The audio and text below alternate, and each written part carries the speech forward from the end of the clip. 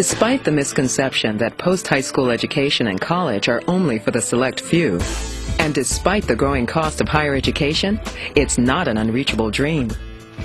It's really more a state of mind, a seed that needs planting, and a belief in attainable success. By believing, with some added effort in preparation and goal setting, the seemingly unreachable is well within grasp.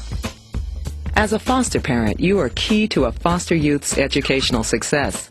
Be involved, encourage, and help them prepare for schooling beyond high school. Help them make their dreams a reality. I think sometimes because our youth get moved around a lot, or because they've been put in the foster care system, that it's a big blow to their self-esteem. And so to have someone care about them consistently reminds them that someone does care about them, someone does support them, someone does believe in them, and trust that they are going to make good decisions and can do bigger things with their lives. My role is to be a strong advocate for any of the kids that are in my home. As a foster parent, we know a lot about what is going on in the daily lives of the children that have been placed in our homes. And if we can advocate in the school, in the community, to make sure that our kids have the resources and the supports that are needed for them to be successful in every way, they're going to feel more engaged. They're going to feel as though the adults in their lives really do care about them. My biological children don't know any different than after high school is college. It's a natural. That's been the conversation since they were born. So, but with Angie, she came to me with 16 years of conditioning, and I was not going to be able to say, well, this is my plan for you, and expect that she was just going to automatically fall in line. She'd had many disappointments in her life, and so for her, because she came to me as a teenager, I needed to prove myself to her. For our foster teens, soon to be adults, higher education could mean career choices and opportunities with the sky as the limit. Gearing up for college is not just a flight of fantasy. The idea of higher education is well grounded in the large number of financial and preparatory programs available for our youth in care. I have been asked that many times, how can I afford to have my child go to college who is in foster care? And I say to them that there are so many resources available to them right now that every child in foster care in the state of Washington probably has an 80 to 90% chance of going to college and not having it be a financial burden. There are many scholarships that are out there that are in our state, even just in King County, that are not being tapped into. And as caregivers, we need to help our children find those resources that are available to them and tap into them. Once I got a mentor, they started noticing me, and they're like, oh, well, did you know that there's like such and such scholarship, and there's this scholarship, and this grant, and this grant, and once we sat down and figured it out, it's like there's so much out there. Like the ETV, there's the governor's scholarship, there's passport to college, there's a bunch of stuff open for foster youth to further their education, because that's what we want. There's lots of scholarships. I thought that you could only apply for one scholarship. Honestly, I didn't know. But then I applied for a lot, and I got 2 of them.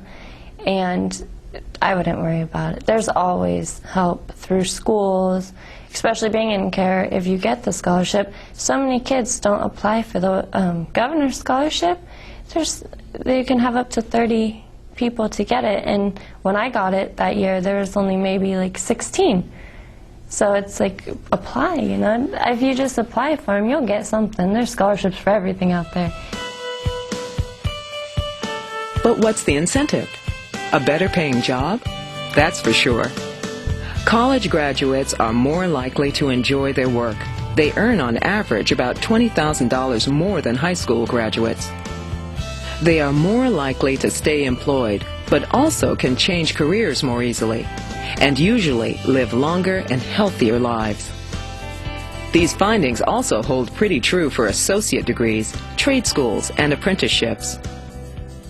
I found that college opens a lot of doors in the sense that you have more job opportunities. You don't stay with one job all the time, because I found that a lot of jobs I was working at after I got my diploma was basically you go into it, and if you don't come on time for the job, you're fired. No appreciation for the effort, no kind of value to the labor work. And I realized I couldn't do this for 20, 30 years of my life. You know, they tried their best to tell me that I need to do high school in order to get by in anywhere in life. So if I wanted to, like, if I wanted a nice house, whatever, I'd have to pass high school and get a good education and continue on my education for a good paying job, just in order to pay for that house. It was a really, really long journey for me. When I aged out, I decided I wanted to be independent, so I moved out of my foster home and attempted college, but since I couldn't afford it to pay for my bills and go to school at the same time, I opted out to drop out. And I dropped out, and I worked for 12 years in on and off at different kinds of jobs, but since I only had a high school diploma, it was really limited. And after being laid off for the third time and unemployed twice, I decided that I needed to change my life. My foster parents along the way have been involved in my life. I'm very fortunate. And they had said to me that education was a way out, and I just wasn't ready to listen, and I didn't listen. And when I did go back, they were there. They came back and they supported me, and I think that that is what made the big difference for me, is having my family cheering for me as I struggled. It was I was an adult when I went back, so it was really difficult, but they just kept encouraging me and helping me any way that they could. All it takes is desire, preparation, and solid parent-teen teamwork. You can do it. And the Gear Up program makes it easy.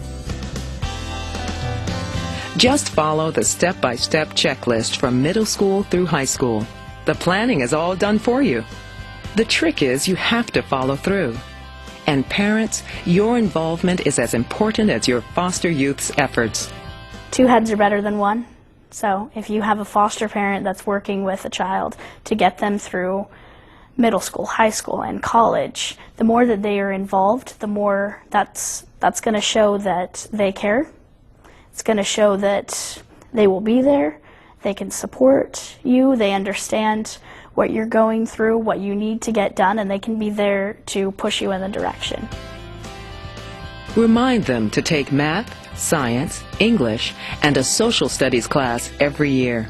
As a foster parent, your early involvement in school activities helps your foster child feel supported.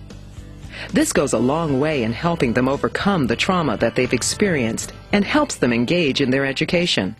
My current foster parents are the most helpful I've ever had. They're the best home, the best people that I've met to help me, because they're the only ones who advocate for me.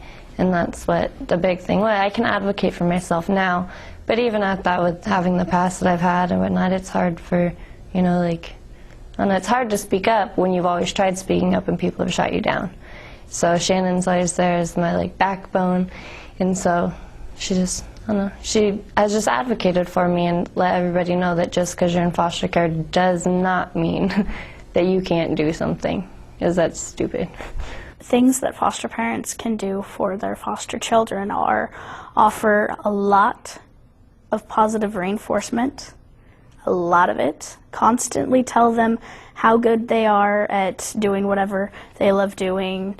If they have achievements, if they get awards, make a big thing out of it. Let them know that they can go anywhere they want. They can do anything that they want to, because a lot of times you have a negative mindset. You feel like you can't do anything, you can't accomplish anything, and you're just going to be another statistic. Just try to always be there for them, ask them how they're doing, what was your day like, things, just to be involved with what they're doing, and just to know that, let them know that you're always going to be there for them, and you're going to be able to help them so that they're not alone. It can help them, like, learn better, because they know that they're not, like, alone. I think it's very important for parents to have open and frank conversations with their youth, and to understand that they're there to support them in going down the path that they've chosen, and maybe to bring up opportunities for a new pathway that the youth may not have thought about. There are many kids whose natural course is not college, but for a lot of those young people, they have interests, and what we need to do is work with them to understand better what their interests are, help them to get excited about their interests, and help apply those to different areas in their own lives. So for those young people, they may go on to a vocational program. They may need specific apprenticeship training, job training resources that are out there. The YMCA, there are other programs that help support youth with their career options, and we need to be there to support them and help develop skills so that they can be job ready. If you need assistance in working with the schools to support your youth's educational performance or any other school issues, contact the Educational Advocacy Program. They provide a host of services that can assist you and your youth reach those important educational goals.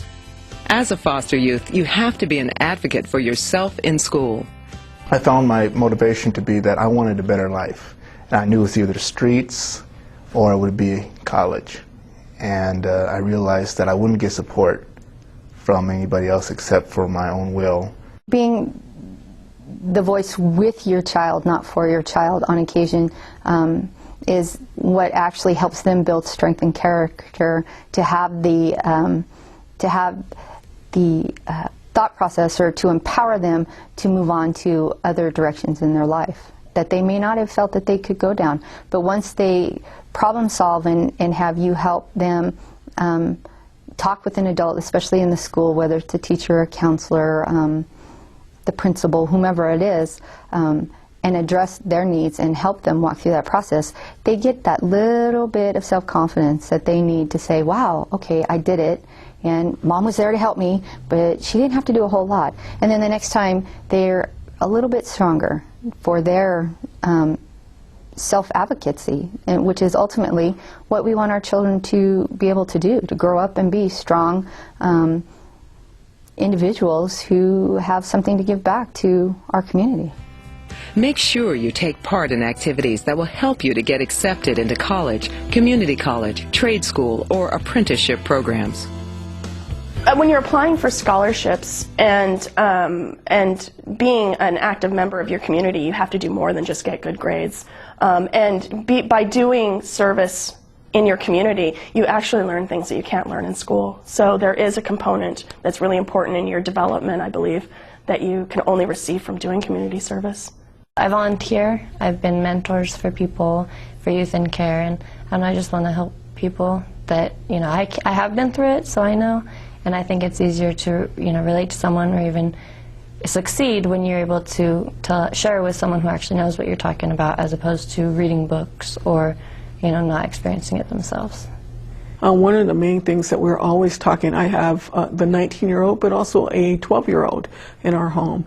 And for our 19-year-old, we're always talking about, you know, even with the construction management job that she is very interested in, that you don't have to tie yourself or box yourself into just one career. It's important to get a diverse array of experiences behind you so that you can use those out in the world and make some choices that are good for yourself, and that you have plenty to choose from, not just one thing, but plenty to choose from. Even with our 12-year-old who is in just entering middle school right now, some of the things that we're working with her on are helping her to build her repertoire of interests, so that as she moves on into high school and begins to look at college, that she has a lot to draw on, personal experiences to draw on. I think it's really important for foster parents to remember that foster youth are vulnerable than youth who grow up in traditional families, and so they might need a bit of extra support. They might need an extra bit of encouragement and reminders that there is no glass ceiling for them, that they too can achieve in school, whether that's a vocational school or the armed forces or college, that they have the same options, quote unquote, as everybody else. And there is money available, and I think money sometimes becomes the barrier. But again, specifically, foster youth have money available to help them succeed and to attain a college education. So get your mind in gear, follow the dotted lines, and prepare for flight. Check out the grade level sessions and resource guide. Gear up!